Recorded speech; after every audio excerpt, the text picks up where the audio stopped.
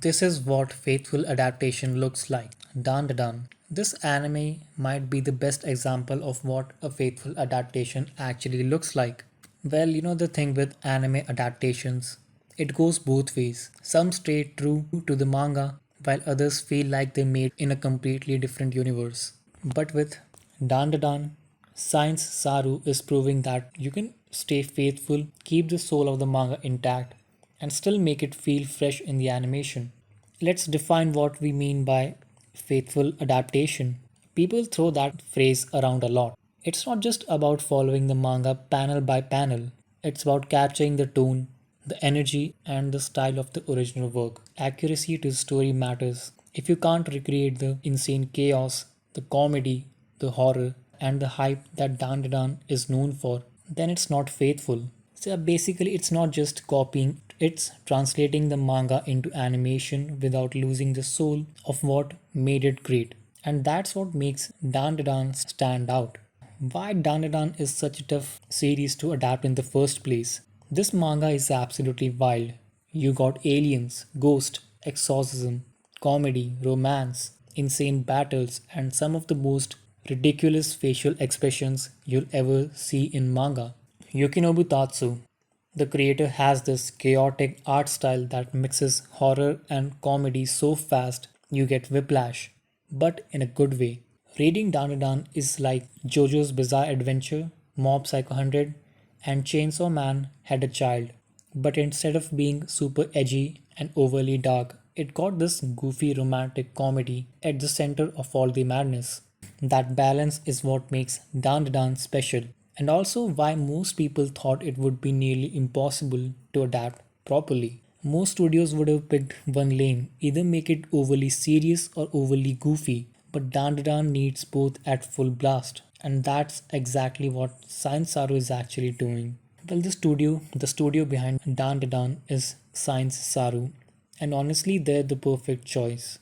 Science Saru is known for their insane animation flexibility. One second they're giving you dark, trippy visuals, and the next they're pulling off goofy, exaggerated comedy. If you have seen the episodes, you can tell they're not toning down anything. The animation looks fluid and exaggerated just like the manga panels. The character designs stay true to Yukinobu Tatsu's unique style instead of making it look generic. And the pacing, it feels just right. They're letting the comedy breathe, letting the fights go all out and not rushing arcs just to move the story ahead. And honestly, it feels like Science Saru understands what makes this manga special. You know, the best thing I love about this adaptation? They're not toning down the character designs at all. In fact, they're enhancing them.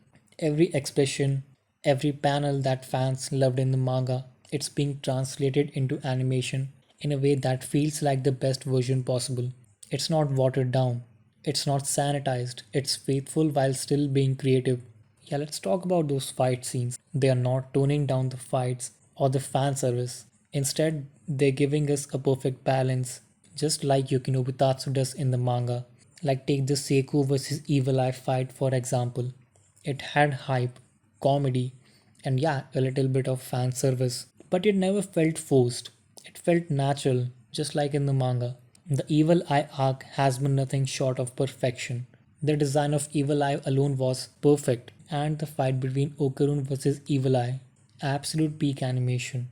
The sound effects, the background music, the fluid movement, it all came together to make the fight one of the best of this year actually. This arc honestly proves how serious Science Saru is taking Dandadan. It's not just another seasonal anime. So season 2 is on its way to wrapping up soon. And if you've been reading the manga like me, you probably know which arc they're building up to. Yeah, the latest episode had me nervous. I was really skeptical about how they would handle Okarun versus Evil Eye round 2. In the manga, that fight is wild, and I thought maybe they'd tone it down because that was the only way possible. But I was wrong. The animation was smooth, the energy was crazy, and it honestly blew me away. So, the highlight of that fight, that one specific scene, the scene everyone's talking about, was animated by Genta Ishimori. You can really tell actually because the detail and motion in that sequence was on another level. That's the kind of animator passion that makes an adaptation like this feels special. I mean, I've been reading the manga and watching the anime, and honestly, this might be one of the only series in recent years that feels both faithful to the source material and consistent in quality. So, yeah, that was my video on Dandadan. Thanks for watching.